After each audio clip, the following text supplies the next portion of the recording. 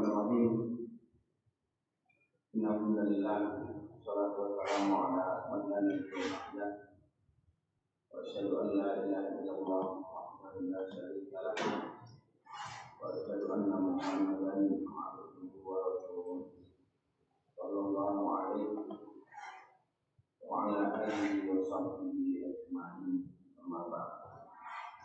Ma'asyiral muslimin rahimani rahimakumullah. Pada beberapa pertemuan sebelumnya dibahas tentang bolehnya bagi seorang laki-laki untuk melihat wanita yang akan dia lamar. Nah, sekarang pertanyaannya, apakah boleh kebalikannya? Seorang wanita melihat laki-laki yang akan melamar dia, yang akan menikahi dia. Ini pembahasan yang sekarang kita bahas. Maka disebutkan pada poin yang ke-5106, Nadul Mas'ubah ila qatibiha, yaitu wanita yang dilamar melihat calon suami yang melamarnya. Maka penulis berkata, bayyana anna syar'al islami akan al-qatib an-nazar ila al-mar'ah allati yuridu khitbataha wal jawaz biha. Dan sudah kita jelaskan bahwasannya agama Islam membolehkan bagi laki-laki yang melamar seorang wanita untuk melihatnya. Wa yubahu lil mar'ah an tanzur ila qatibiha allati yuridu nikaha.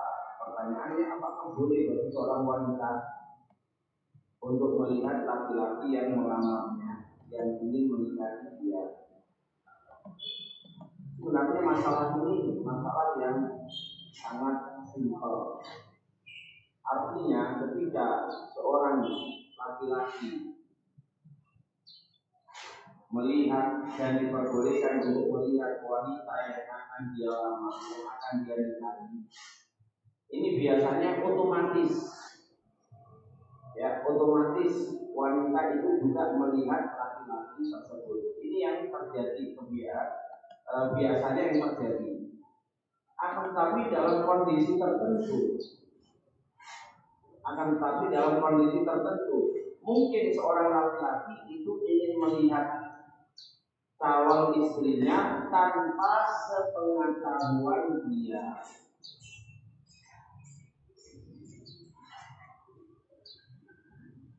Jadi kalau ada yang bertanya, bukankah sudah otomatis kalau laki-laki itu ingin melihat calon istrinya, berarti istrinya juga melihat calon suaminya? Iya, itu kalau memang diacarakan. Artinya diacarakan ada perjanjian, pertemuan antara dua keluarga. Calon suami, calon istri dipertemukan dan kedua keluarga saling mengenal. Adapun yang boleh melihat itu hanya siapa? Hanya calon suami atau para wanita dari keluarga suami. Namun kalimat diperbolehkan bagi calon suami untuk melihat calon istrinya itu tidak hanya terbatas pada pertemuan yang diacarakan,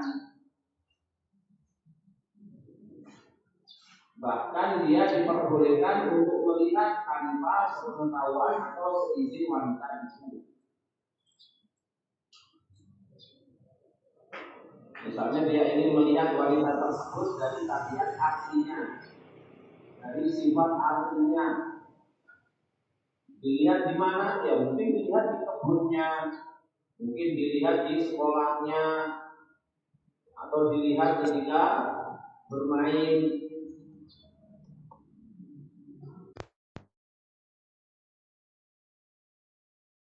Maka apa yang kita bahas pada pembahasan sebelumnya itu membawa kemungkinan bahwasannya seorang laki-laki melihat calon istrinya tanpa sepengetahuan dia. Kalau begitu sekarang dibalik, apakah boleh seorang wanita juga seperti itu? Jawabannya boleh. Dan disebutkan wal jawab na'am, jawabannya iya. Wa hiya sahibatul haqqi qabulul hujjah wa rafdiha. Karena wanita itu yang menjadi penentu untuk menerima atau menolak lamaran. Famin maslahatiha ayyakuna qabiluha wa rafdiha ba'da nafsiha ilaihi. Dan termasuk maslahat bagi wanita itu ketika menerima atau menolak itu dilakukan setelah melihat calon suami. Wali annal hikmah allati min ajliha ubiha lil khatib aw nudiba ilayhi an-nazar ila al-mar'ah hiya nafsuha allati tad'u ila ibahati nazril mahbuba ila khatibiha. Karena hikmah diperbolehkannya seorang laki-laki melihat calon istrinya itu sama seperti hikmah yang terkandung bolehnya seorang wanita untuk melihat calon suami. Wa hadhil hikmah hiya anna nikah ba'da taqdimin nazar tatahaqqaq fi ghaliban al-ulfah wa dawam al-fitrah. Dan hikmah semacam ini akan menjadikan pernikahan mereka itu akan menjadi apa? Akan menjadi tentram, sakinah, mawaddah setelah keduanya saling melihat calon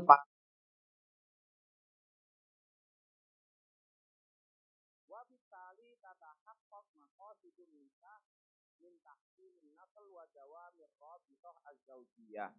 Dan berikutnya akan bisa terwujud maksud dari sebuah pernikahan, yaitu untuk mendapatkan keturunan dan membangun tali rumah tangga. Wa qad dalla ala dzalik qaulun Nabi sallallahu alaihi wasallam ilal Mughirah bin Syu'bah. Dan ini disebutkan dalam perkataan Nabi sallallahu alaihi wasallam kepada Mughirah bin Syu'bah hina arada ayyatazawwaja imra'atan, ketika dia ingin menikahi seorang wanita. Rasulullah berkata, idhab fangdur ilaiha, ya pergilah dan lihatlah kepada wanita itu. Fa innahu ahra ayyudama bainakuma, sesungguhnya itu lebih pantas di antara kalian berdua itu akan bisa langgeng dalam kehidupan rumah tangganya. Summa innal mar'ah yu'jibuha min zawjiha husnus surah wal khilqah. Demikian juga wanita itu merasa tertarik dengan calon suaminya. Mungkin ketertarikan itu karena kecakapan, ya, karena cakep dan bentuk tubuhnya. Kama yu'jibuhu minha husnus surah wal khilqah, sebagaimana calon suami itu tertarik dengan calon istrinya itu karena kecantikan dan karena bentuk jasadnya. Walihada qala Umar ibn al-Khattab radhiyallahu an, oleh sebab itu Umar bin Khattab radhiyallahu an berkata, la tuzawwiju banatikum, ya, la tuzawwiju banatakum ar-rajulat damim. Janganlah engkau menikahkan putri-putrimu dengan orang yang jelek.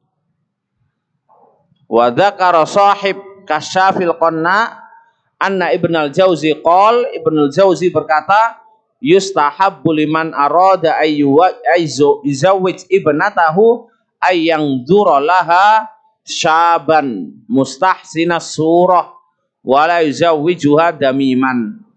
Dianjurkan bagi seorang wali, ya, dianjurkan bagi orang tua yang ingin menikahkan putrinya agar memilihkan pemuda yang tampan dan jangan menikahkan putrinya dengan laki-laki yang jelek rupa. Kaum muslimin rahimani rahimakumullah. Maka apa yang kita sampaikan di atas ini hukum asalnya berlaku pada calon suami atau calon istri. Nah, pertanyaannya, apa batasan peran orang tua dalam memilih calon menantunya. Apakah diperbolehkan bagi mereka juga untuk melihat calon menantunya? Jawabannya boleh, selama itu tidak bertentangan dengan hukum agama. Maka apabila itu adalah calon menantu laki-laki, yang boleh melihat adalah ya calon mertua laki-laki dan kerabatnya yang laki-laki. Demikian juga kalau itu adalah calon menantu perempuan, maka yang boleh melihat adalah keluarga calon suami dari para wanita-wanita mereka. Maka ketika Umar radhiyallahu an mengatakan, janganlah engkau menikahkan putrimu dengan orang yang jelek, ya, yang rupanya jelek, itu menunjukkan bahwasannya orang tua juga punya peran dalam memilihkan calon menantu, calon suami putrinya. Boleh melihat. Adapun perempuan-perempuannya apakah boleh melihat? Ya, ini kembali kepada hukum fikih. Apakah wanita itu boleh melihat kepada laki-laki yang memang laki-laki tidak memakai jilbab, tidak memakai cadar? Sebagian ulama mengatakan boleh, kalau tidak diikuti syahwat. Ya, kalau tidak diikuti syahwat. Seperti apa? Ya, proses jual beli. Banyak contohnya, proses jual beli. Penjualnya wanita, yang beli laki-laki. Apakah boleh wanita ini melihat pembelinya? Boleh. Karena nanti akan berkaitan banyak hukum. Misalnya barang ini dikembalikan karena cacat, maka wanita yang posisinya sebagai penjual harus bisa memastikan apa benar dia itu pembelinya. Ya, apa benar dia itu pembelinya? Maka dilihat. Demikian juga para sahabiat itu tahu kalau ini adalah Umar, kalau ini adalah Abu Bakar, ini adalah Utsman. Dari mana mereka tahu? Ya, melihat wajahnya. Maka sangat berlebihan kalau seseorang berpendapat bahwasannya wanita tidak boleh melihat laki-laki sama sekali, atau tidak boleh kenalan, tidak boleh bicara sama sekali. Itu sangat berlebihan. Hukum asalnya boleh, akan tetapi berkaitan dengan apa? Berkaitan dengan kriteria atau syarat-syarat tertentu. Kemudian penulis menyebutkan pendapat para ahli fikih tentang masalah bolehnya wanita melihat calon suaminya. Qala sahibul muhadzab, ya, sahib al-muhadzab dalam fikih Syafi'i berkata, ya juzulil mar'ah in aradat an tatazawwaj bi rajulin an tanzura ilai. Diperbolehkan bagi seorang wanita apabila dia ingin menikah dengan laki-laki untuk melihat calon suaminya itu. Li'annahu yu'jibuha minar rajul ma yu'jibur rajul minha. Karena laki-laki itu memiliki memiliki ketertarikan. Jadi wanita itu tertarik kepada laki-laki sama seperti laki-laki tertarik pada wanita.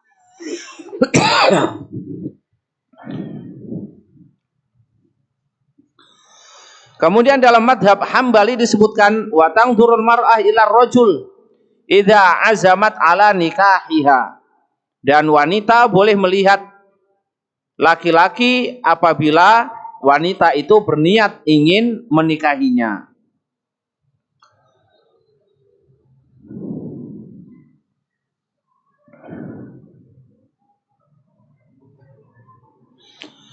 Sekarang batasannya apa?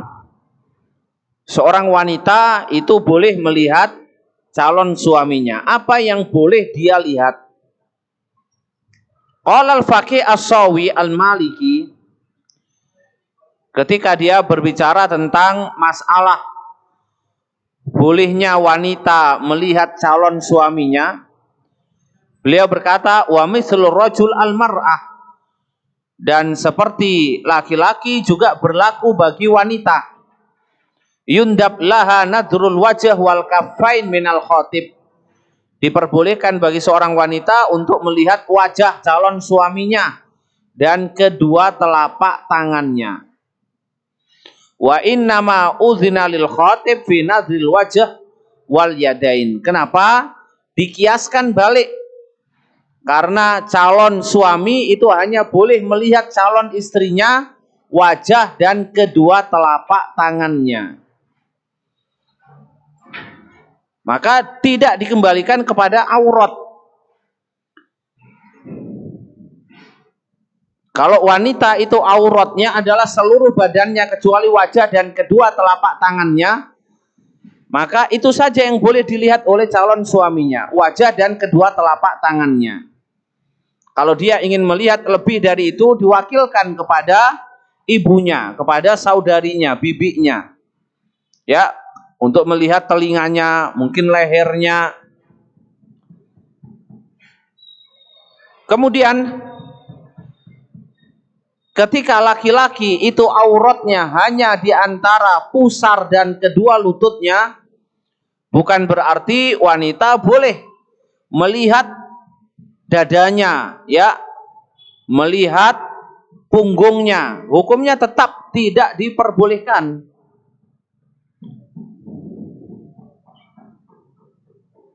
Kenapa? Ya, balik dikiaskan. Bolehnya wanita melihat calon suaminya itu dikiaskan kepada laki-laki yang boleh melihat calon istrinya. Kemudian sebatas apa? Ya, dibalik kiasnya, karena wanita boleh melihat calon istrinya itu hanya sebatas wajah dan kedua telapak tangannya. Demikian juga berlaku bagi calon istri. Ya, dia hanya boleh melihat calon suaminya sebatas itu pula.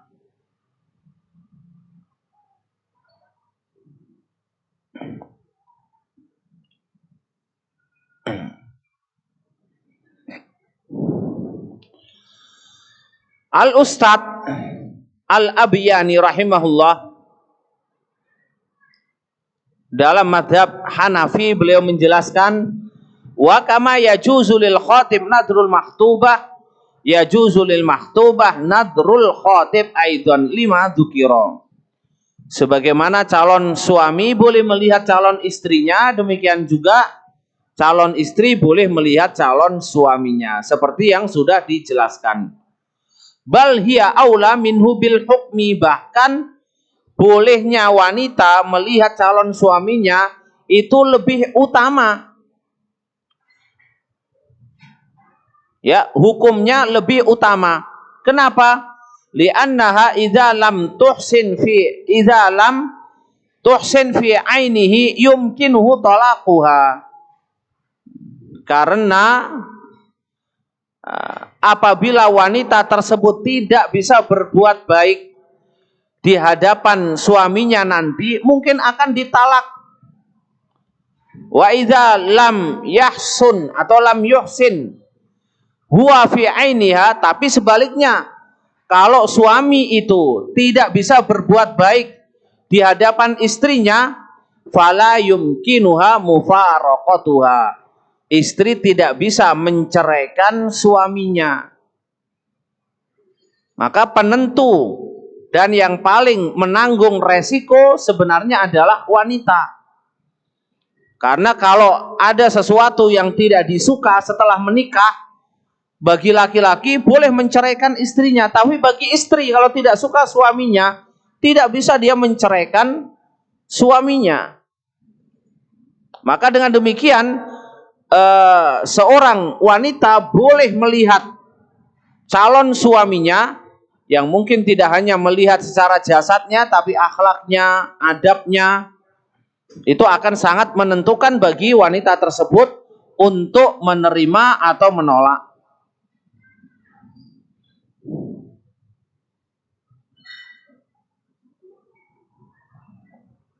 Kemudian pembahasan berikutnya, nadrul mar'ah ila khatibiha fi ghairi khulwah. Sama seperti pembahasan pada nadhor bagi seorang laki-laki melihat calon istrinya. Yaitu apa? Itu dilakukan tanpa khulwah. Jadi ketika wanita ingin melihat calon suaminya, itu juga tidak boleh dilakukan secara khulwah. Hanya berduaan saja.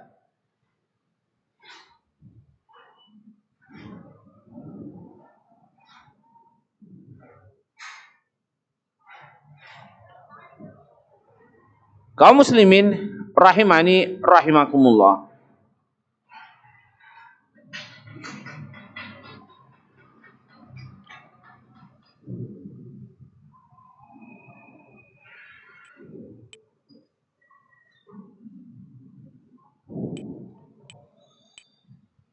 Kemudian pembahasan selanjutnya adalah al-udul anil khitbah, yaitu menolak lamaran.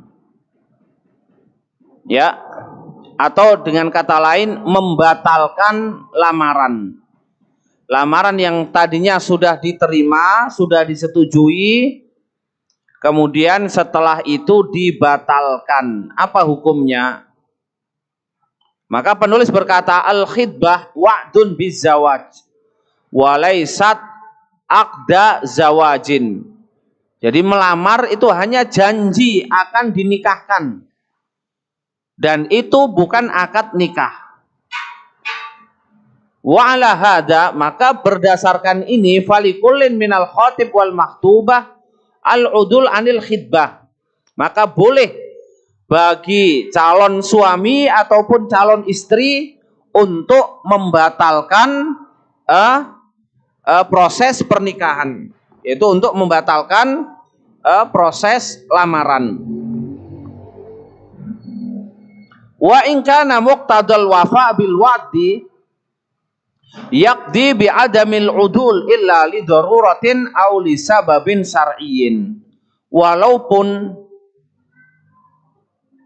sesuai dengan hukum agama bahwasannya memenuhi janji itu melazimkan tidak boleh membatalkan. Jadi diperintahkan untuk memenuhi janji, kecuali kalau memang dalam kondisi darurat atau karena ada sebab yang diperbolehkan oleh agama. Dan ini banyak terjadi zaman sekarang, naudzubillah ya, yang mungkin tidak pernah terjadi pada zaman-zaman dahulu. Ketika sudah terjadi proses lamaran, sudah diterima, ternyata salah satu dari calon suami atau calon istri tertangkap selingkuh. Ya, tertangkap bermain wanita atau bermain dengan laki-laki lain.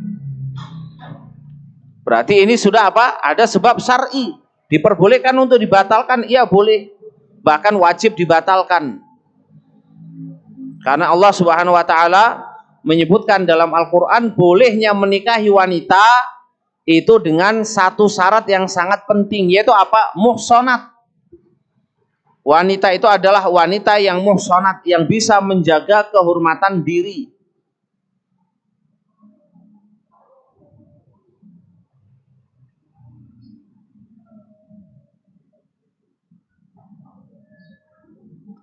Maka dalam kitab Al-Mughni yang ditulis oleh Ibnu Qudamah Al-Hambali, beliau berkata, wa idza lam tajib hiya ay al-maktubah wala waliyuha, wa idza lam tujib hiya ay al-maktubah wala waliyuha walakin tarakal khatib al-khitbah aw adina fiha jazat khitbatuha.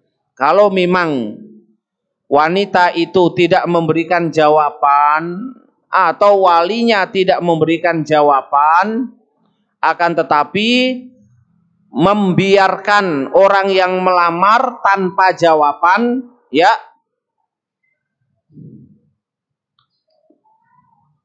atau membolehkan orang lain untuk melamar kembali, maka boleh melamarnya. Artinya keluarga wanita tidak memberikan jawaban, itu bisa jadi sudah merupakan jawaban untuk menolak. Maka boleh bagi laki-laki lain untuk apa? Untuk melamarnya. Wala yukrah lil waliyil maktuba ar-ruju' anil ijabah idza ra'al maslahan laha fi dzalik. Dan tidak dilarang bagi seorang wali, yaitu walinya wanita tersebut, untuk menarik kembali jawaban persetujuan yang sudah disetujui, sudah diterima dalam proses lamaran. Li'annal haqqa laha wa huwa naibun anha fin nadhar laha. Karena penentu jawaban, hak yang menerima dan menolak itu adalah si wanita, dan walinya itu adalah wakil dari wanita itu. Fala yukrah lahur ruju' alladhi ra'al maslaha fihi kama law sawama fi bai'i dariha. Maka tidak dilarang untuk rujuk, yaitu membatalkan proses pernikahan apabila dia melihat ada maslahat. Sama seperti kalau seseorang ada yang menawar untuk membeli rumahnya. Nah, proses tawar menawar itu belum apa? Belum akad. Proses tawar menawar itu belum akad, itu baru janji. Tapi kadang-kadang seseorang yang menjual barang itu sudah marah dan sakit hati. Berarti Anda tidak paham hukum agama. Ya, datang ke sini menawar-nawar, melihat-lihat, ternyata PHP saja. Ya. Demikian juga kalau kita balik dari pihak laki-laki. Kalau pihak laki-laki datang melamar seorang wanita tersebut, ya, setelah melamar kok kelihatan baik, tapi setelah itu ada pertimbangan-pertimbangan baru, ya, untuk dibatalkan. Maka diberitahukan, dibatalkan, tidak jadi. Apakah ini boleh? Iya boleh. Maka pembatalan itu boleh dari pihak laki-laki ataupun dari pihak wanita.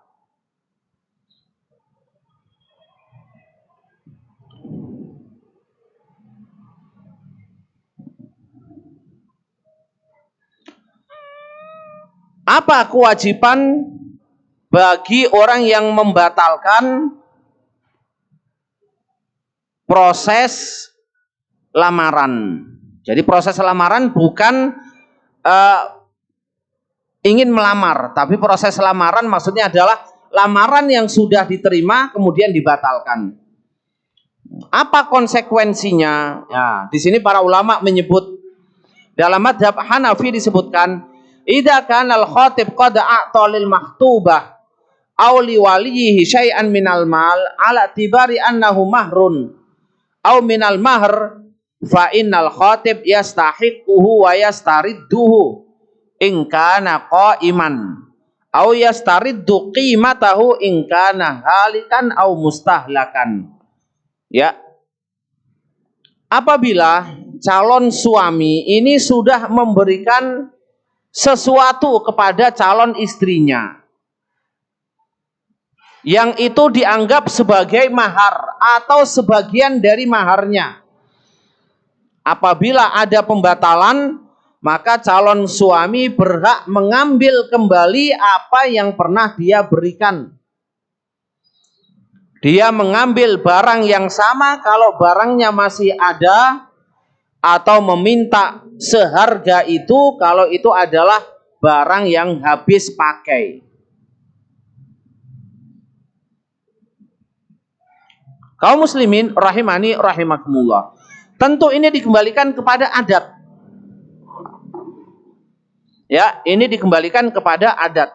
Ketika proses lamaran itu kadang-kadang calon suami itu membawa beberapa hadiah.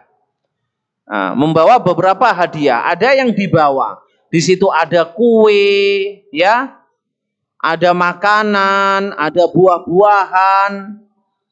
Kemudian di situ juga ada misalnya kalung, ada cincin, ada anting-anting. Maka diperjelas dalam proses apa? Dalam proses lamaran tersebut. Yang diberikan ini hadiah atau yang diberikan ini sebagian dari mahar. Kalau memang pihak laki-laki mengatakan ini adalah sebagian dari mahar dan sisanya nanti akan diberikan ketika proses akad. Kalau ada pembatalan dari lamaran yang sudah disepakati, apabila itu dikatakan mahar, maka pihak keluarga calon suami boleh mengambil kembali. Namun untuk makanan itu biasanya dihadiahkan, bukan untuk dijadikan mahar. Maka yang berhak dikembalikan apa? Yang berhak dikembalikan ya apa yang disepakati itu sebagai bagian dari mahar. Mungkin pakaian, ya.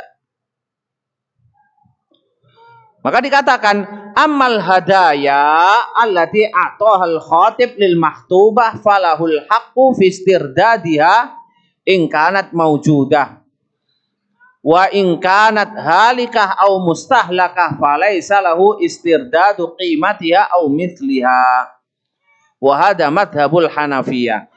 Adapun hadiah yang diberikan, bukan mahar ya, adapun hadiah yang diberikan kepada calon istri apabila ada pembatalan lamaran, maka hukum asalnya boleh meminta kembali apabila barang itu masih ada. Tapi kalau itu adalah barang yang habis pakai, maka tidak perlu dan tidak boleh meminta gantinya atau meminta harganya. Ya, ini dalam mazhab Hanafi.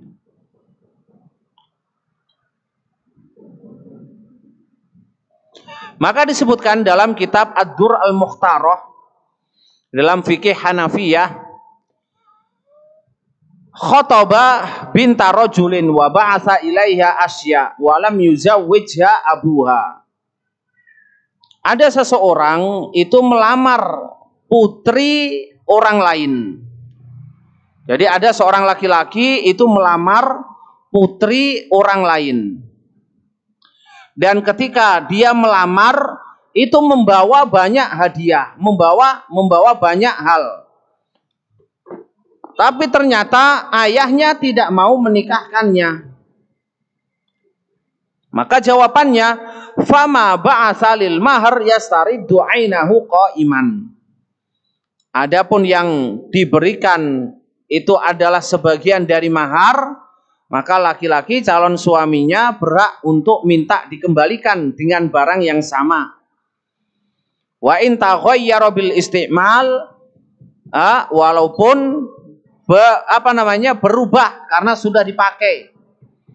Au qimatahu halikan, atau minta diganti seharga itu kalau itu adalah barang yang habis pakai. Li'annahu lam tatim, karena proses khidbah sampai pernikahan belum terlaksana. Fajazal istirdad, maka boleh minta dikembalikan. Ya.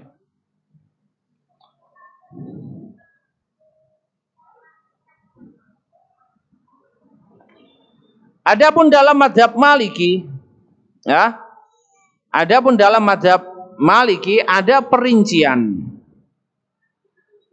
Disebutkan dalam kitab Asyarhul Kabir dalam fikih Maliki, fa in ahda ay al khatib au anfaqa summa tazawwajat ghairahu lam yarji 'alaiha bi syai'in.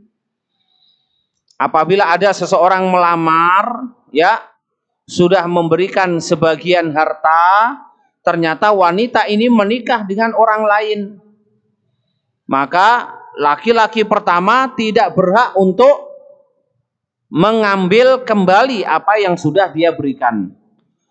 Walau kana rujuk min jihadiha, walaupun pembatalan itu berasal dari sang wanita itu. Wal aujuh ar-ruju' 'alaiha idza kana al-imtina min jihadiha illa li urfin au syartin.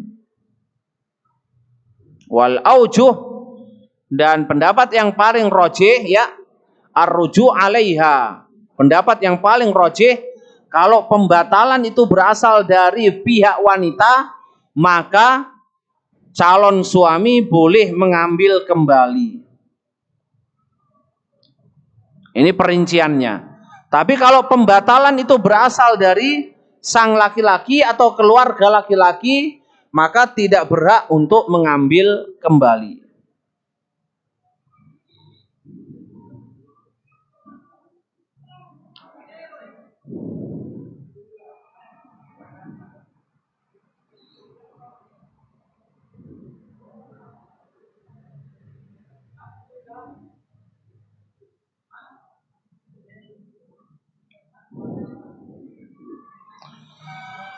Kaum muslimin rahimani rahimakumullah. Pembahasan berikutnya adalah minta ganti rugi. Ya. Minta ganti rugi. Karena proses pernikahan mungkin sudah mulai dilakukan. Ya, sudah mulai menyewa tenda, sudah di DP, ya. Kemudian beberapa bahan makanan mungkin sudah di DP. Kemudian pernikahan direncanakan 1 bulan lagi. Ternyata dibatalkan. Nah, apakah boleh minta ganti rugi? Ini bukan sesuatu yang dibawa dalam proses lamaran. Kalau tadi yang kita bahas itu adalah hadiah yang dibawa dalam proses lamaran. Tapi ini adalah pembatalan dari proses pernikahan yang merugikan salah satu pihak yang dibatalkan.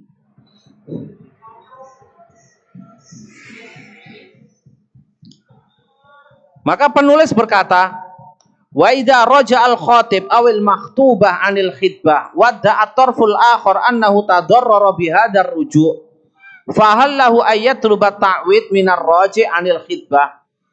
Apabila pihak laki-laki ataupun wanita membatalkan lamaran dan pihak kedua mengaku termudoroti atau menanggung kerugian dengan pembatalan itu, apakah boleh minta ganti rugi? Maka penulis berkata, lam yadkur fuqaha'una rahimahumullah an 'ala raji' 'anil khitbah ta'widu tarfil akhar.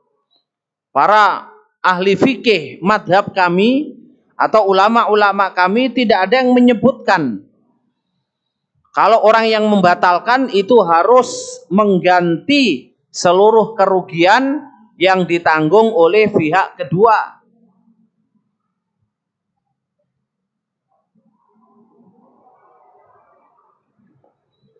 Maka ketika tidak ada pembahasan dari ulama-ulama zaman dahulu, maka diambil kesimpulan.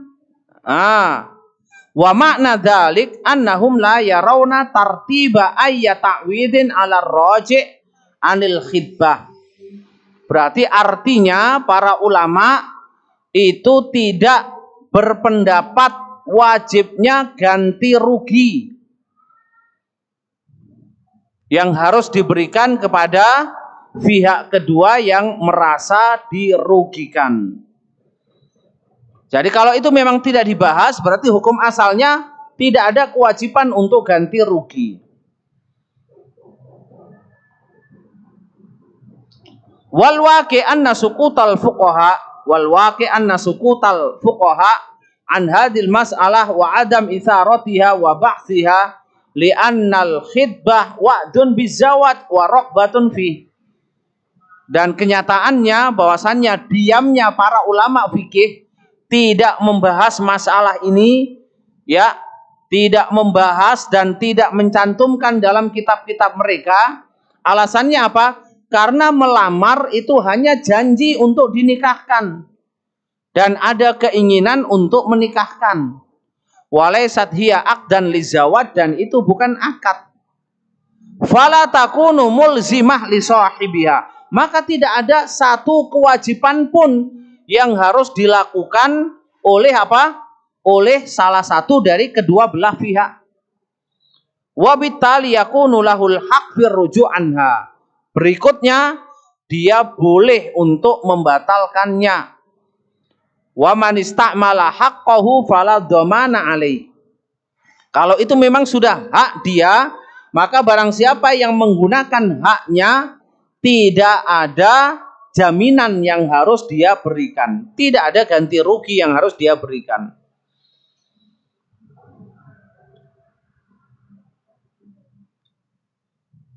Jadi ketika dibahas dari dasar bahwasannya melamar itu hanya janji untuk dinikahkan, berarti boleh dibatalkan. Kedua belah pihak punya hak untuk membatalkan.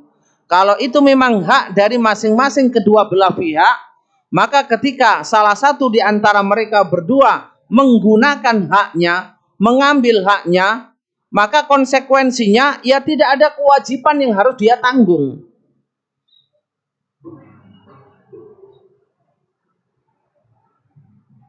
Wala mas'uliyah alaih, dan tidak ada tanggung jawab hatta lau tadarraral ghair biistimali hadal haq.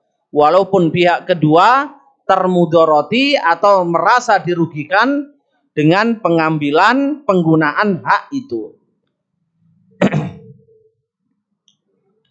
Illal mas'uliyah al-akhlaqiyah al-mutamassilah bi ikhlafihil wa'ad bizawaj idza lam yakun liruju'ihi anhu sababun syar'iyyun, kecuali kalau itu tanggung jawab dari segi akhlak. Ya, yang digambarkan dengan tidak memenuhi janji dalam menikahkan. Dan jika pembatalan itu bukan karena sebab yang diperbolehkan agama. Ya. Kenapa dibatalkan? Karena dia bukan S1. Nah, itu bukan sebab yang diperbolehkan. Ya. Kenapa dibatalkan? Karena dia tidak punya pekerjaan. Ini wanita pengangguran. Tidak usah kamu menikah dengan wanita pengangguran. Ya, ini tidak benar. Tapi kenapa dibatalkan? Karena dia ketahuan merokok, ketahuan minum khamr, ketahuan pecandu pornografi. Dibatalkan boleh? Ya boleh. Karena dia punya kekasih gelap, boleh dibatalkan. Kaum muslimin rahimani rahimakumullah. Maka dari apa yang kita gambarkan perlu diambil hikmah bahwasannya batalnya proses pernikahan itu mungkin yang terbaik bagi Anda. Ya. Maka jangan terlalu bersedih. Bisa jadi diperlihatkan kepada Anda apa yang akan merusak rumah tangga di masa depan sebelum Anda melakukan akad pernikahan. Itu lebih baik daripada Anda mengetahui setelah Anda menikah dengannya.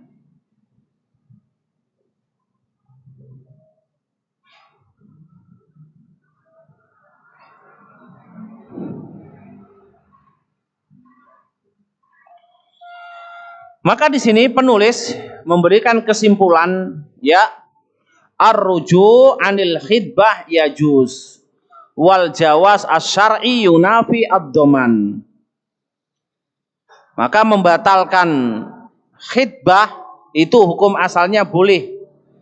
Apabila boleh berarti konsekuensinya tidak ada jaminan yang harus dia berikan.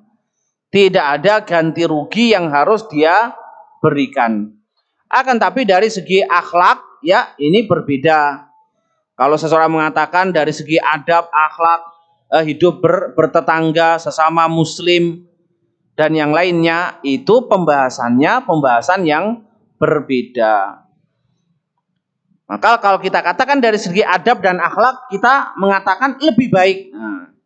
Lebih baik Anda memberikan ganti rugi. Kenapa? Karena Rasulullah Shallallahu Alaihi Wasallam menyebutkan seseorang itu tidak akan beriman hingga dia mencintai saudaranya seperti mencintai dirinya sendiri. Apakah dia mau diperlakukan seperti itu, menanggung kerugian? Apakah dia mau? Ya, kalau jawabannya tidak mau, maka jangan merugikan orang lain. Ini dari segi apa? Adab dan akhlak. Dan dalam hukum pernikahan kadang-kadang seseorang itu memberikan fatwa dari segi apa? Dari segi adab dan akhlak. Walaupun dari segi hukum fikih itu hukum asalnya boleh. Maka kita tidak boleh memakai perasaan dalam masalah fikih. Contoh yang lain, nanti mungkin akan kita bahas secara terperinci. Itu tentang fatwa Syekhul Islam Ibnu Taimiyah rahimahullah tentang seorang laki-laki yang menikahi wanita dengan niat akan menceraikan setelah 1 tahun. Setelah 1 tahun dia akan ceraikan. Dia menikah hanya untuk apa? Menjaga dirinya agar tidak terjerumus dalam zina. Dan itu tidak diberitahukan dalam akad dan tidak diberitahukan kepada calon istrinya, tidak diberitahukan kepada calon mertuanya. Nah, pertanyaannya sekarang, apakah nikahnya sah? Di sini para ulama berbeda pendapat. Sebagian mengatakan nikahnya tidak sah. Ini sama persis seperti apa? Nikah mut'ah, nikah kontrak. Yang seseorang membatasi pernikahan hanya berlaku dalam waktu tertentu. Hanya saja nikah mut'ah, waktu itu disebutkan dalam akad. Ya, aku nikahkan engkau dengan fulanah bintu fulanah 1 bulan, 1 tahun, 2 tahun, disebutkan dalam akad. Maka itu disebut nikah mut'ah, nikah kontrak. Ini batal, tidak sah. Tapi kalau disembunyikan, tidak dicantumkan, apakah sah? Para ulama berbeda pendapat. Syekhul Islam Ibnu Taimiyah mengatakan sah. Ya, hukum asalnya adalah sah. Ini berbicara dari segi apa? Dari segi fikih. Kenapa? Karena seluruh syarat dan rukun nikah sudah terpenuhi. Adapun apa yang ada dalam hati seseorang itu tidak mengandung hukum fikih apapun dalam akad yang zahir. Ya, sebagaimana seorang yang menikah tidak ada niat untuk menceraikan setelah 1 tahun,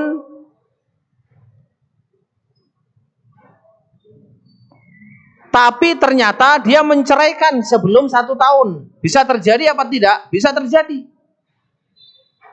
Demikian juga sebaliknya, ketika seorang suami berniat ingin menceraikan istrinya setelah 1 tahun, ternyata dia mencintai istrinya dan tidak jadi menceraikannya. Masalah perceraian diniatkan atau tidak diniatkan itu sesuatu yang masih misterius. Bisa terjadi atau bisa jadi tidak terlaksana, tidak terjadi. Dan ini pendapat yang rojih. Ya, ini pendapat yang kuat.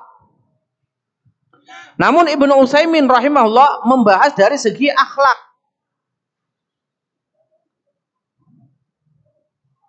Maka Ibnu Utsaimin membahas dari segi akhlak. Beliau mengatakan, apakah engkau ridho ya ibumu diperlakukan seperti itu? Apakah engkau ridho saudara perempuanmu diperlakukan seperti itu? Ya, dinikahi oleh seseorang dan diniatkan untuk diceraikan setelah 1 tahun. Apakah engkau ridho? Kalau engkau mengetahui ya dia akan melakukan seperti itu, apakah engkau akan menikahkannya? Jawabannya tidak. Dia tidak akan melakukannya. Berarti ini adalah sejenis apa? Penipuan. Ini adalah sejenis penipuan. Dan seseorang itu dikatakan beriman kalau dia mencintai saudaranya seperti mencintai dirinya sendiri. Tapi ini dari segi apa? Dari segi adab dan akhlak. Demikian juga dalam masalah tolak. Ya, dalam masalah tolak, perceraian, pertengkaran rumah tangga, Allah sebutkan dalam surat Al-Baqarah ayat 237. Di akhir ayat Allah mengatakan wala tangsawul fadla bainakum. Ya, walaupun terjadi pertengkaran, perceraian, janganlah kamu lupa kebaikan di antara kamu. Artinya ada adab dan akhlak. Ada adab dan akhlak. Taib. Dengan demikian kita kembali ke pembahasan yang kita bahas. Maka hukum asalnya membatalkan khitbah itu boleh. Ya, hukum asalnya boleh. Apakah dia wajib harus ganti rugi? Jawabannya hukum asalnya tidak wajib ganti rugi. Tapi kalau dia ingin menjaga silaturahim, ingin menjaga perasaan orang lain dan tidak ingin merugikan orang lain, maka lebih baik dia memberikan ganti rugi. Naam. Allahu a'lam bishawab. Wa sallallahu ala Muhammad wa ala alihi wa sahbihi ajma'in. Apabila ada pertanyaan dipersilakan.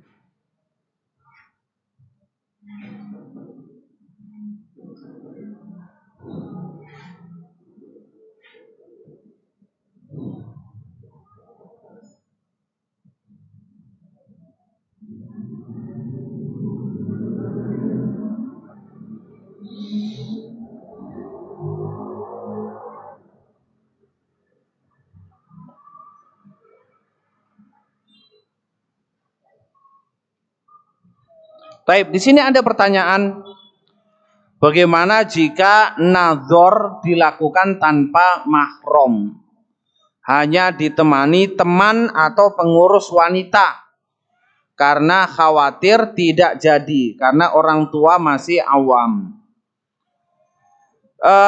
Nadzor itu harus sepengetahuan wali, karena rokbah nikah, keinginan untuk menikahi, itu disampaikan kepada sang wanita. Lebih dari itu, kalau ingin nadzor, izinnya adalah ke wali. Ya. Maka apabila seseorang ingin nadzor tanpa sepengetahuan walinya, boleh, tapi dengan apa? Dengan gambar, dengan foto.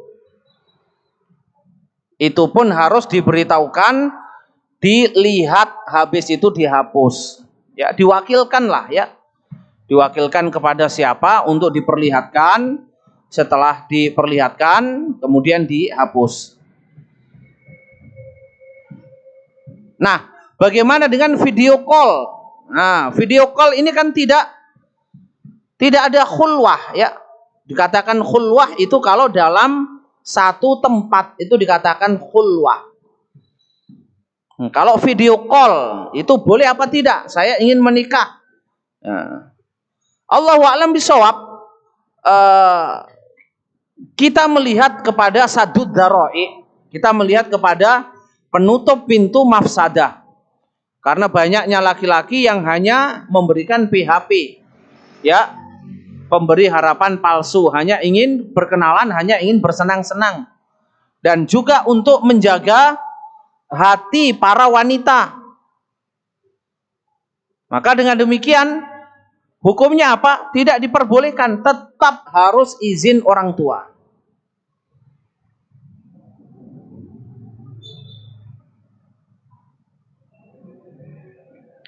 Adapun teman, kemudian pengurus organisasi, ya, dan semisalnya, mereka tidak punya wewenang dalam masalah ini. Harus dikembalikan kepada orang tuanya. Orang tuanya masih awam, itu bukan alasan. Wali dalam nikah itu tidak ada perincian orang awam atau orang yang sudah ngaji. Tidak ada perincian. Nanti takut ditolak, takut disalahpahami, yaitu tugas Anda untuk menjelaskan kepada mereka. Maka kesalahan besar bagi para ikhwan dan akhwat ketika takut ditolak pernikahan atau lamarannya, maka dia ingin apa? Ingin mengambil tindakan-tindakan yang berlawanan dengan hukum agama. Tidak memberitahukan kepada kedua orang tuanya, atau memanipulasi data, atau semisalnya kemudian diwakilkan kepada pamannya, dikatakan kepada ayahnya seperti ini, ya, untuk menipunya, itu semua tidak benar. Kalau Allah Subhanahu wa taala mentakdirkan dia sebagai jodoh Anda, maka Allah akan mempermudah. Naam, Allahu a'lam bishawab.